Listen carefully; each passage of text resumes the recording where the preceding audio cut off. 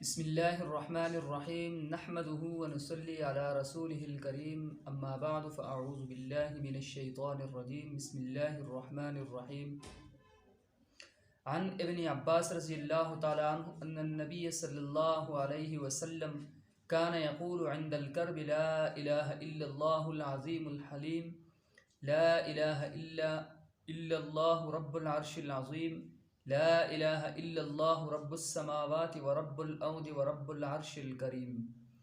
حضرت عبداللہ ابن عباس رضی اللہ تعالیٰ عنہ فرماتے ہیں کہ رسول اللہ صلی اللہ علیہ وسلم کرب اور مصیبت کے وقت یہ دعا پڑھ لیا کرتے تھے۔ یہ دعا آپ کے سامنے میں نے حدیث میں بیان کی۔ یہ دعا ہر مصیبت کے وقت جو شخص پڑھ لے، اللہ رب العزت اس انسان کے ہر مصیبت اور ہر آزمائش کو ختم فرماتے ہیں۔ آخر میں اپنے سامعین سے گزارش کرتے ہیں کہ جو ہمارے چینل پر نئے ہوں تو ہمارے چینل کو سبسکرائب کرے، گھنٹی کے بٹن کو دبائیں تاکہ ہمارے ہر نئے آنے والی ویڈیو آپ کو بر وقت پہنچتی رہے۔ السلام علیکم ورحمۃ اللہ وبرکاتہ۔